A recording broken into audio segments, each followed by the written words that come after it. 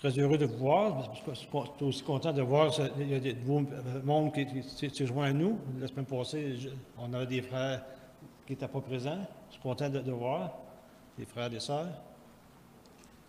La semaine passée, nous avons commencé l'exposition de l'Épître aux Philippiens. Et j'ai pas eu l'occasion de le terminer. On a manqué de temps. Le Seigneur, il parle beaucoup.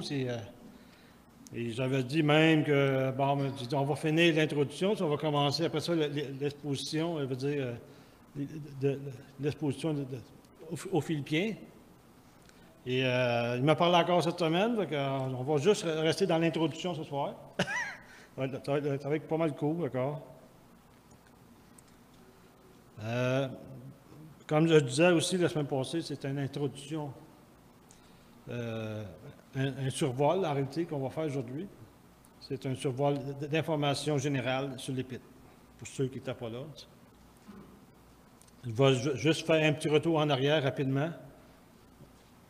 Donc, nous avons vu la semaine passée la forme de l'Épître.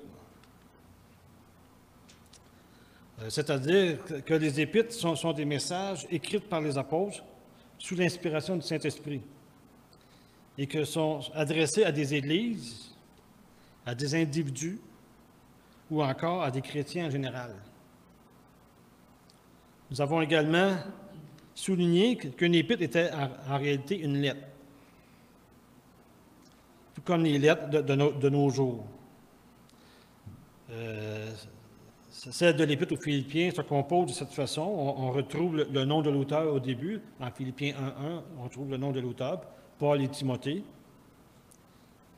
Après ça, on trouve le nom des destinataires, c'est-à-dire les saints en Jésus-Christ. Il mentionne également les dirigeants, c'est-à-dire les anciens, ainsi que les diacres. On retrouve également la salutation en Philippiens 1, verset 2. Il poursuit avec la prière. En Philippiens 1, les versets 3 à 11, c'est la prière que Paul adresse aux Philippiens. On retrouve également le message en Philippiens 1. Le message en Philippiens 1, 12 à 4, 20. On retrouve là-dedans une série de messages que Paul va adresser, des encouragements, ainsi de suite, qu'il va apporter aux Philippiens. Puis la conclusion en Philippiens 4, versets 21 à 23. Nous avons également vu la structure de l'Épître. On a vu que l'auteur était Paul, l'apôtre Paul. On a fait, la semaine passée, la biographie de l'apôtre Paul. On a passé beaucoup de temps là-dessus. Pour savoir c'est qui vraiment Paul. Sachant que pas tout le monde connaît l'apôtre Paul comme il est écrit dans les Écritures. On s'est arrêté sur ça. On a fait en réalité une biographie de lui. On a vu également le lieu et la date de la rédaction de cette épître. La rédaction de cette épître a été écrite en prison à Rome en 62 après Jésus-Christ, c'est-à-dire en 62 de notre ère. On a vu les destinataires également. L'épître est adressée à l'Église de Philippe, qui fut fondée par l'apôtre Paul au cours de son deuxième voyage missionnaire. Et ça, on peut le retrouver, le deuxième voyage missionnaire, on peut le retrouver à Acte 16. On a également mentionné les deux versets clés. On a parlé de Philippiens 1, 21, qui dit « Car Christ est ma vie et mourir est un gain ». Paul, dans l'Épître aux Philippiens, démontre que Christ est tout pour lui. Il devrait être tout pour nous également. Et on a vu également dans sa biographie à quel point Paul était un zélé. Il était zélé à sa religion. Vous êtes d'accord avec moi? Paul était un zélé. Autant il pouvait être zélé pour sa religion, il l'est pour Christ aujourd'hui. Quand tu dis que Paul est un tueur de chrétiens parce qu'il a offensé sa religion, Aujourd'hui, Paul va défendre Christ. Il va vivre pour lui également. Il est prêt à mourir pour lui. Il va même se ramasser en prison pour lui, pour avoir annoncé Alors, Paul, sa vie, c'est Christ. Et le deuxième verset clé qu'on a parlé, c'est Philippiens 4, verset 4, qui dit « Réjouissez-vous toujours dans le Seigneur », je le répète, « Réjouissez-vous dans le Seigneur ». À travers l'Épître aux Philippiens, on voit la joie. Dans les 4 chapitres, la joie ressort là-dedans. Et même dans la vie de Paul, on voit la joie. Juste à penser que Paul était en prison. Et lorsqu'il était en prison, il se réjouissait. Il louait Dieu. Malgré ses blessures qui étaient saignantes encore, Paul se réjouissait toujours dans le Seigneur. Il nous encourage à se réjouir. Et un point que je n'ai pas amené la semaine passée,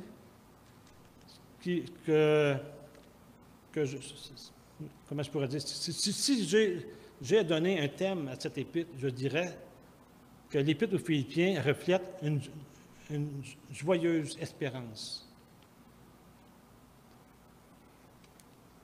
Je peux ressentir à travers cette épître où l'apôtre Paul place sa confiance, c'est-à-dire sa paix, son réconfort, sa joie.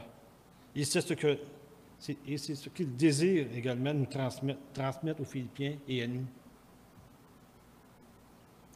On s'est arrêté également sur le but de cette épître. Ce qui motive Paul à écrire cette épître. Et nous avons souligné 2 points que mon frère tantôt a mentionnés. L'amour. Premièrement, l'amour. L'amour suffit pour écrire, car leur relation était vraiment spéciale. Paul avait une relation vraiment spéciale avec les Philippiens. On voit très bien dans sa prière à quel point Paul est attaché aux Philippiens. Et qu'est-ce qui me surprend, je vais vous dire tout de suite, qu'est-ce qui me surprend, c'est que Paul a été très peu de temps à Philippe. Et pourtant, il y a une relation vraiment étroite avec eux autres. Ça m'a surpris quand j'ai lu les textes. J'ai étudié le Philippiens, je l'ai lu à plusieurs reprises. C'est ça que je ressens. Pourtant, il est allé là quelque temps. Il a été même expulsé de la ville.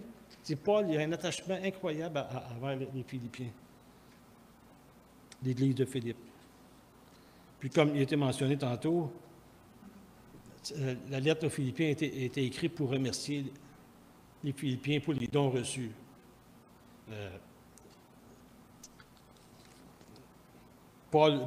Les Philippiens ont soutenu Paul, même quand il est parti de là, il s'est rendu à Thessalonique.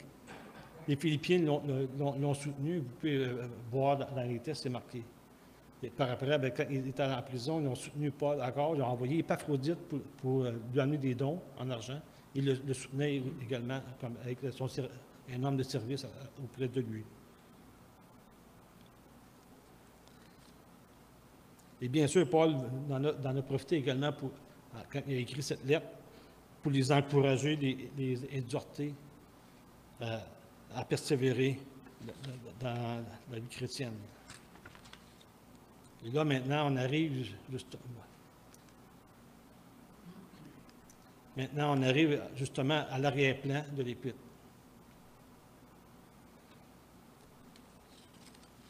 L'arrière-plan de l'Épître, la première chose qui est importante de mentionner, l'arrière-plan, nous la retrouvons dans les Actes des Apôtres, comme j'ai mentionné tantôt. C'est le deuxième voyage de l'apôtre Paul. Deuxièmement, ce qu'il faut voir, ce qu'on va voir également, c'est le parcours. En réalité, il faut voir comment l'Évangile s'est rendu à Philippe. Et voir comment le Seigneur a agi. Et comment Paul, lui, a réagi face à ça, dans ce voyage-là. C'est 2 points que je veux qu'on retienne. Pour moi, c'est 2 points importants. C'est pourquoi j'ai trouvé important, parce que, comment je pourrais dire, pour moi, lire un livre, si tu ne connais pas le contexte, c'est difficile à comprendre. Vous comprenez? Il faut comprendre le contexte.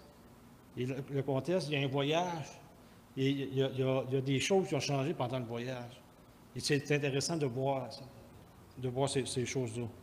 Et ça, par la suite, on va être en mesure de comprendre le voyage beaucoup plus facilement. Alors, nous verrons 4 points. Nous verrons que Paul avait un projet. On va lire dans les Actes ce soir. On lit le deuxième voyage de l'apôtre Paul. Paul, son idée était d'aller à Philippe. Non, pas vrai. Excusez. Paul, son idée était d'aller visiter les assemblées, mais on va le voir. Mais pour comprendre, comme je disais, il faut lire l'arrière-plan. L'arrière-plan, on la retrouve dans les Actes des Apôtres au chapitre 16. Juste un petit peu avant, à partir de verset 36, on commence à parler de l'histoire commence là. Donc, on va voir ça. Paul a un projet. Paul met son projet en exécution. Paul rencontre des problèmes sur la route. Paul, son projet est transformé en projet divin. Ça va bien? Oui? Vous n'êtes pas trop mêlés? On parle de Philippiens, mais il ne faut pas oublier que Philippiens, on le retrouve dans les Actes des Apôtres. C'est pour ça qu'on va s'arrêter là. On retourne à soir, on va être dans les Actes, Acte 16. Alors, si vous voulez tourner en Acte 15, 36, comme comme je vous ai dit, je vous démontre le voyage que Paul a fait avant de commencer l'étude. Donc, on lit quelques jours plus tard, encore là, Paul est à Antioche quand il a l'idée de partir. Quelques jours plus tard, Paul dit à Barnabas, « Retournons visiter nos frères et sœurs dans les villes où nous avons annoncé la parole du Seigneur pour voir comment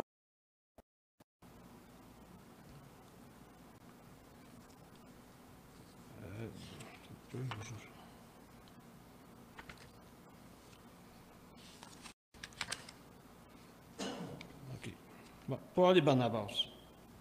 Ici, Paul, on a vu que Paul a un projet, une vision, une idée, un objectif. Et c'est des bonnes choses. On a tous dans la vie besoin de ça. Des idées, on a tous des idées, des projets. On forme toujours des projets dans notre vie. Paul a ce projet-là. Un projet. Un peu comme David. David avait un projet, celle de construire une maison pour l'Éternel. Vous vous en rappelez, dans 2 Samuel, il est question de ça, que David voulait construire une maison pour l'Éternel. Mais c'était un projet, il y avait. Oui, avoir des projets, c'est bon. C'est ce qui nous fait avancer dans la vie. C'est bon pour le moral, c'est bon pour nous autres. C'est bon pour Paul également. Et j'ai recueilli une citation. J'ai recueilli une citation sur l'Internet qui dit que les projets sont les relais du chemin. C'est une citation de Dan Paratin. Pour moi, c'est comme si les projets, c'est ce qui permet d'avancer, qui nous donne un élan. Si je comprends bien la définition, pour moi, c'est comme le relais, c'est comme qu'est-ce qui relie, qui nous relie.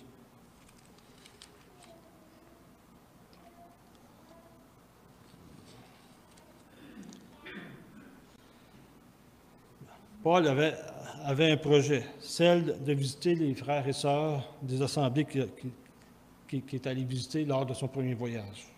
Il se souciait d'eux. Et j'aime voir ça, justement, de voir que Paul se soucie des frères et des sœurs.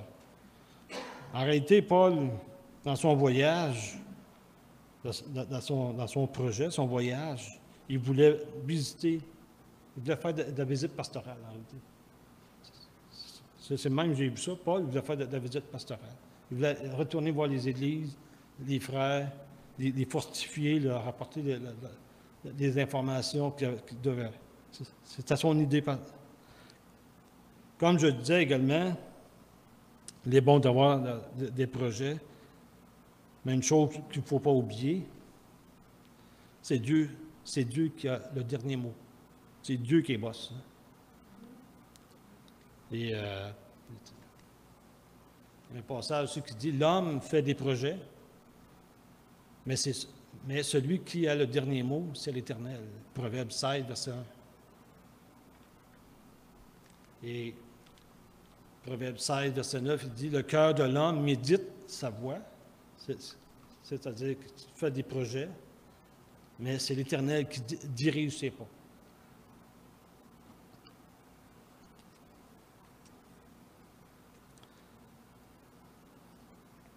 Vous savez comme moi, Paul avait un merveilleux projet, un beau projet même. Il avait des très bonnes intentions. Mais Dieu avait un plan. Il avait prévu quelque chose d'encore plus grand, plus merveilleux, plus édifiant. Et cela m'a amené à réfléchir, puis je me suis rappelé une expérience de vie que je vais vous partager. C'est qu'un jour, moi et mon épouse, nous désirions avoir une famille d'accueil. Pour ceux qui ne le savent pas, on a déjà eu une famille d'accueil. On voulait agrandir. On voulait tomber au lieu. Nous, on avait une famille d'accueil de 3 personnes. Et à un moment donné, on a voulu grossir, ça en allait avec 9 personnes.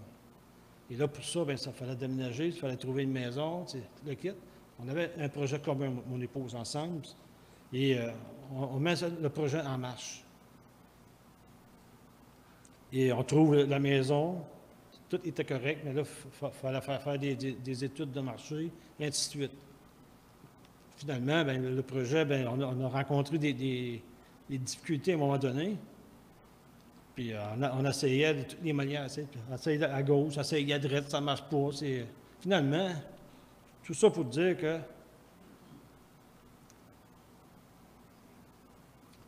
que Dieu avait un meilleur plan pour nous. Un plan meilleur, celle qu'on vit aujourd'hui, celle que nous vivons présentement. Moi, je suis persuadé d'être dans le plan que le Seigneur a tracé.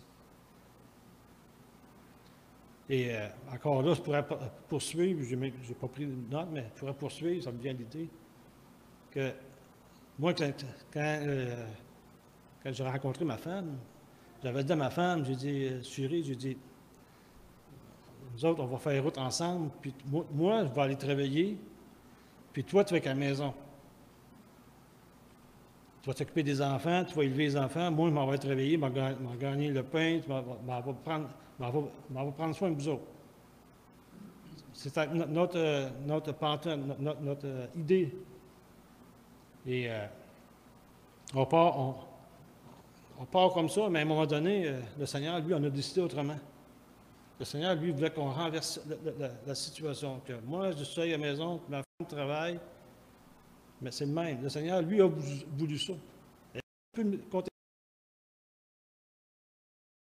C'est Dieu. Dieu, on ne peut pas s'opposer à lui.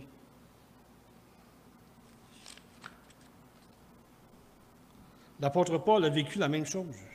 Il avait un plan, lui, il avait un plan, et Dieu, lui, avait quelque chose de mieux, quelque chose de plus édifiant. La morale de cette histoire que nous allons voir, de ne pas se décourager, mais de laisser Dieu agir. De toute façon, comme je disais, qui peut s'opposer à Dieu? Oui, qui peut s'opposer à Dieu? Job lui-même s'est interrogé, il dit,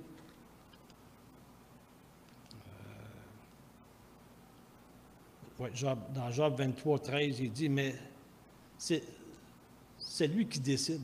Qui peut le faire changer d'avis? Ce qui lui plaît, il le fait. Je lis dans la parole de vie.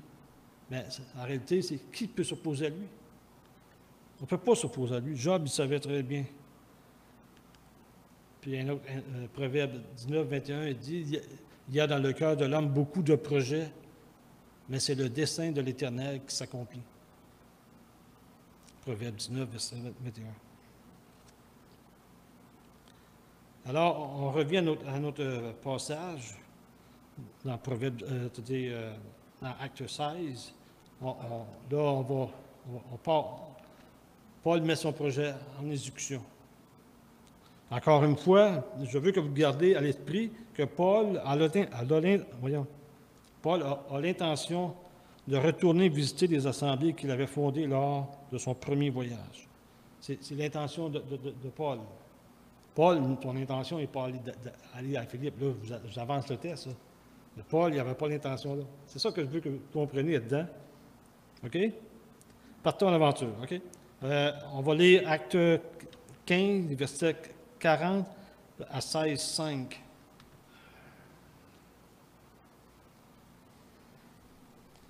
Acte 15, verset 40 à 16, 5. Paul choisit Silas et est parti confié par les frères à la grâce du Seigneur. Il traversa la Syrie et la Cilicie en fortifiant les églises. Il se rendit ensuite à Dèbe et à Lys, et il y avait là un disciple appelé Timothée, fils d'une femme juive croyante et d'un père grec. Les frères de Lys et d'Iconium rendaient un bon témoignage de lui. Paul voulut l'amener avec lui. Il le prit, il le circoncis à cause des Juifs qui étaient dans cette région, car tous savaient que son père était grec. Dans les villes où il passait, il transmettait aux frères les décisions prises par les apôtres et les anciens de Jérusalem, en recommandant de les respecter. Les églises se confiaient dans la foi et augmentaient en nombre chaque jour.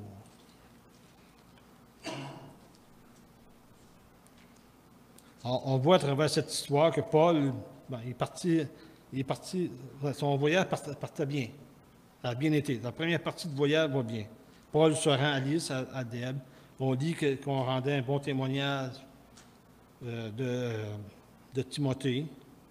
Paul, également, on voit que Paul prend Timothée avec lui. Puis Paul, il transmet des informations aux églises. La première partie du voyage, moi, je trouve qu'il va très bien, c'est dans le plan de Paul.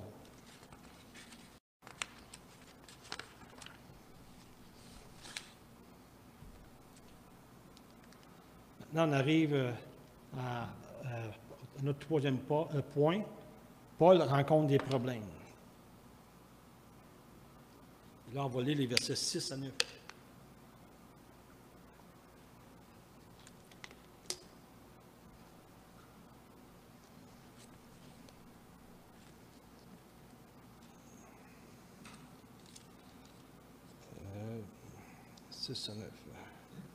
Empêché par le Saint-Esprit d'annoncer la parole en Asie, il traversait la Phrygie et la Galatie. Arrivé près de la Mystie, il se préparait à entrer à Bithynie. Excusez pour les prononciations. Se préparait à rentrer. J'ai pas dû. OK.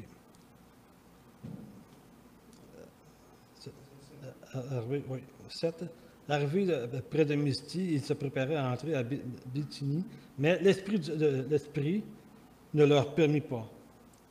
Il traversait alors la Mystie et descendit à Troas. Pendant la nuit, Paul eut une vision.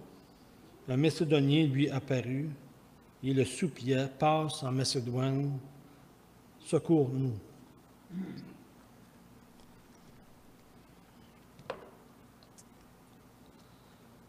Bon, comme on a vu, Paul veut se rendre en Asie, mais Dieu lui dit non.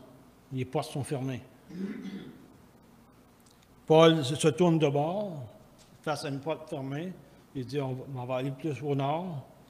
Encore là, il part par la Mystie, puis il arrive en Bithynie, mais cette route lui fuit. Il veut se rendre à Bithynie, mais la route fut encore bloquée également.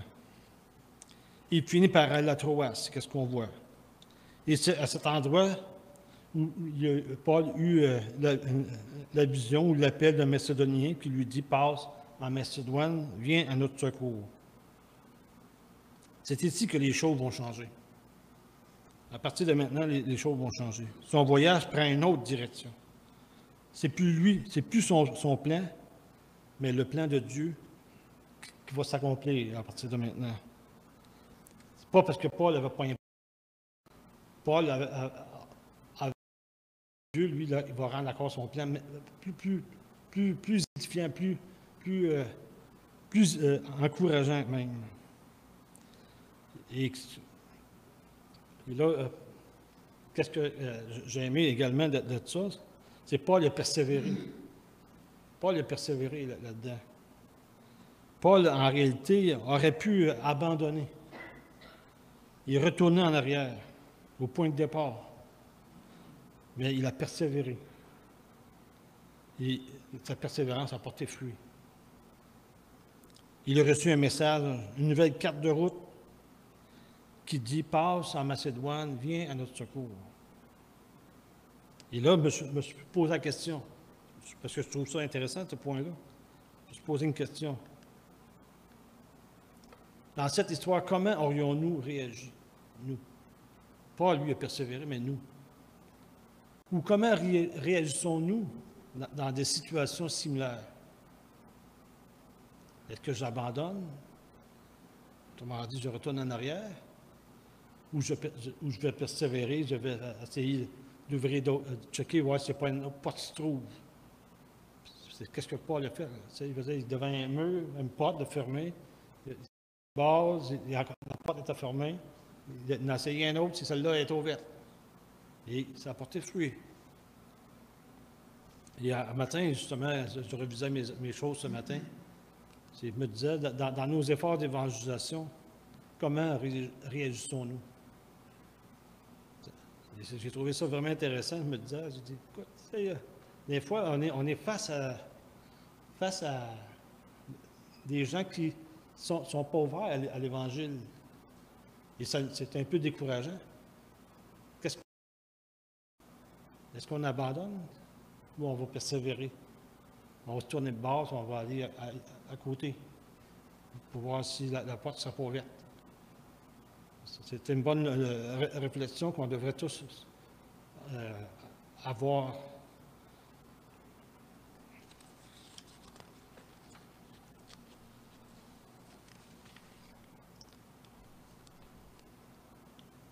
Paul, son projet se transforme en projet divin.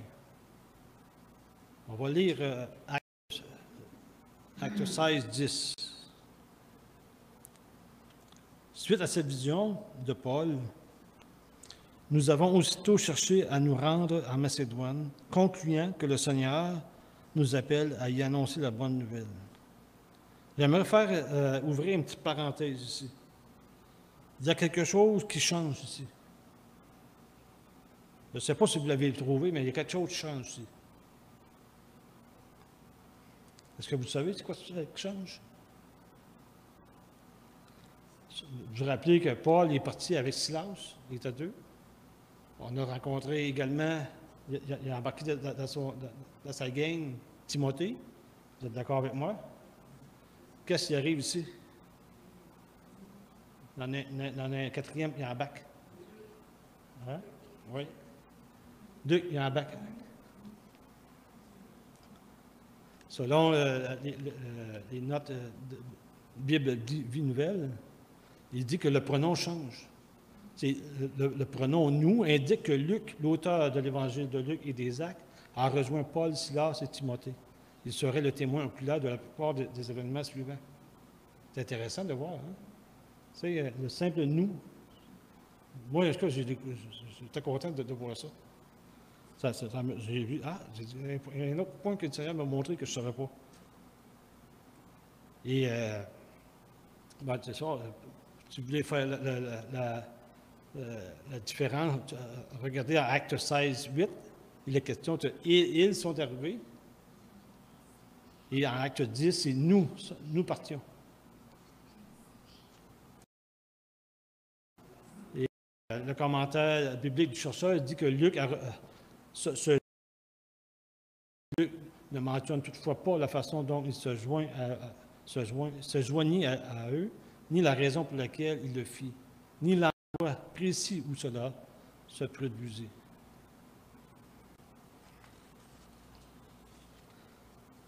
Alors, là, je ne ferai pas toute la lecture parce qu'on va coucher tard, mais dans Acte 16, le petit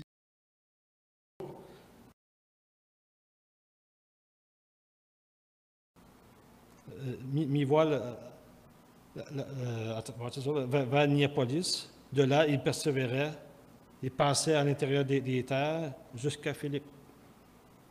Dans cette ville, Paul entrait sur un terrain nouveau.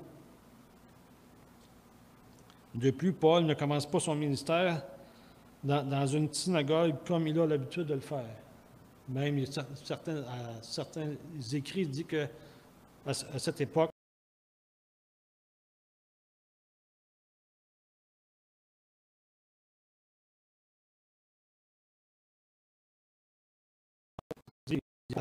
il trouvait à l'extérieur de la ville quelques femmes rassemblées pour prier et adorer. Il enseignait et baptisait une femme ainsi que sa famille. Les Écritures nous disent. C'est là que l'Église de Philippe naît. La personne a été baptisée, c'est Lydie. C'est intéressant de voir. À partir de Acte 16, de 16 à 25, on voit que Paul, peu de temps après, Paul chasse un esprit impur d'une esclave. Paul fut arrêté. Silas et Paul furent battus et jetés en prison avec des fausses accusations. Si vous remarquez l'histoire, que lorsque Paul a chassé le démon de l'esclave, vous allez voir que l'histoire, quand il arrive devant les juges, ça change. Paul il va être faussement accusé. Et on voit aussi au verset 25 l'attitude de Paul qui est à remarquer. J'ai oublié d'avancer mes choses. Remarquez au verset 25 l'attitude de Paul et Silas. Ils priaient et chantaient les louanges de Dieu pendant qu'ils étaient en prison, faussement accusés. Suite à ces événements, Paul et Silas eurent l'occasion d'annoncer la parole et de baptiser le gardien de la prison également, et toute sa famille. Ça s'est fait dans la nuit que Paul était emprisonné. C'est ce qu'on peut lire en Acte 16, verset 20 à 34, ajoutant de cette manière encore des membres à la petite assemblée de Philippe. On voit dans Acte 16, verset 35 à 39, Paul et Silas furent relâchés. Là, c'est sûr que sur l'histoire, on va voir que Paul va se défendre, parce que là, les juges, le matin, ils se disent, bon, allez libérer Paul. Là, Paul va dire, non, vous m'avez arrêté, et puis vous n'aviez même pas le droit, parce que j'étais un citoyen romain. On se rappelle que Paul était un citoyen romain, puis on n'a pas le droit de battre ça, un romain, sans avoir eu un procès. Donc, Paul, là, les juges vont aller le rencontrer. Ils vont dire à Paul, ils vont s'excuser auprès de Paul. Après ça, ils vont dire à Paul, quitte cette ville. Paul a été mis dehors de Philippe. Mais il a quand même eu le temps d'aller visiter des assemblées. Les frères, après s'être réunis avec les nouveaux chrétiens, Paul et Silas, Timothée, partirent, laissant derrière eux Luc, le médecin, également, pour suivre le travail. Luc est resté à Philippe. On peut le voir dans Acte 16, 40, le pronom va changer. C'est « ils sont partis ». C'est pas « nous », c'est « ils sont partis », ce qui démontre que Luc reste à Philippe.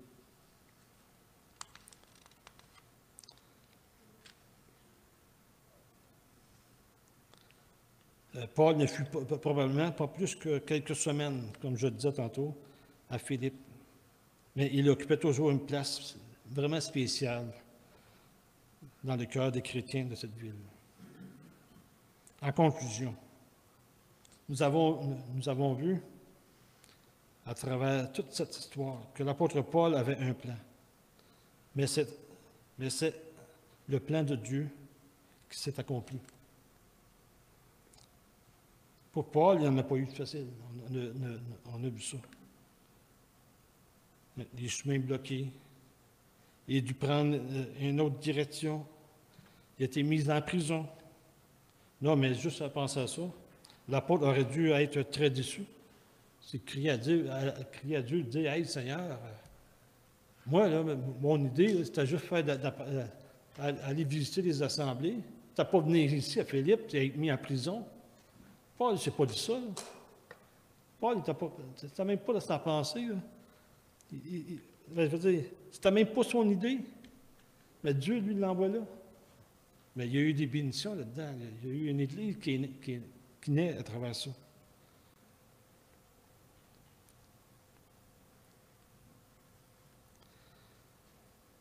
Paul, pourtant, a suivi les directives du Seigneur. Mais même après avoir été faussement accusé et battu, il se réjouissait encore. Je le répète, il se réjouissait en prison. Remarquez encore Acte 16, 25, vers le milieu de la nuit, Paul et Silas priaient, ils chantaient les louanges de Dieu. Et même, encore là, certains commentaires disent que les louanges qu'ils chantaient, c'est les mêmes louanges que Christ chantait le soir avant qu'il soit arrêté. On parle des psaumes 113 à 118 qui parlent des souffrances de Christ. Il semble, selon certains commentaires, qu'il chantait des louanges de ce genre, les mêmes louanges que Christ a chantées.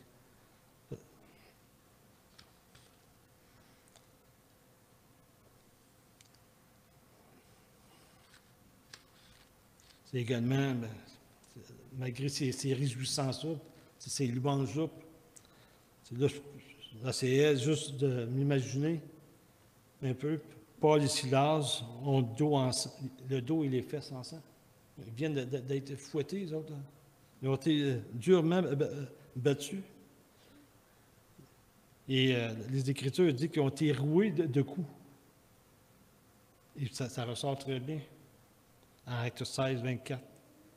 Et pourtant, ils chantaient les louanges du Seigneur malgré les blessures qui leur ont été affligées. La conclusion de tout ça, c'est par-dessus toutes ces choses, une Église est née. À Philippe. Et la visite à Philippe n'était pas un plan humain, mais un plan divin.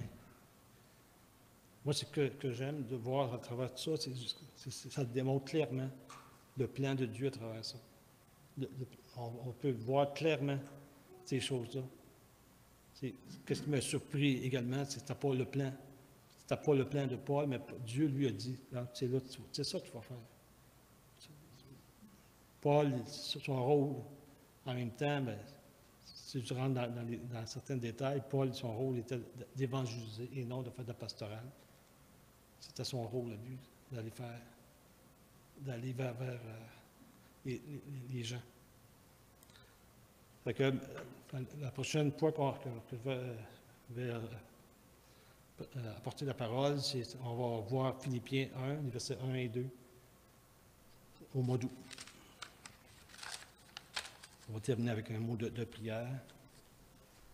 Oui, Père éternel, je te remercie encore une fois, Seigneur, pour toutes ces vérités, Seigneur. On est heureux, c'est heureux, Seigneur, de voir à quel point que ce voyage que l'apôtre Paul a fait, Seigneur, n'était pas un voyage humain, mais un voyage divin. Paul, à travers ça, Seigneur, il a vécu des choses incroyables. Malgré les souffrances, il y a une Église qui est née. Et c'est celle de Philippe, Seigneur. Et oui, Seigneur, son voyage ne s'arrête pas là. Il va poursuivre avec Thessalonique et ainsi de suite, Seigneur. Mais nous, ce soir, on veut s'arrêter sur Philippe, Seigneur, et on veut te remercier, Seigneur. Te remercier également, Seigneur, pour les exemples qu'on trouve, Seigneur, qui nous parlent, qui nous demandent de réfléchir, Seigneur, sur nous-mêmes, Seigneur, notre conduite, comment on réagit nous-mêmes, comment nous allons réagir, nous, face à certaines situations. Et Père éternel, merci pour toutes ces vérités, Seigneur. Merci pour ton amour, ta fidélité, Seigneur. Dans le nom de ton Fils. Amen.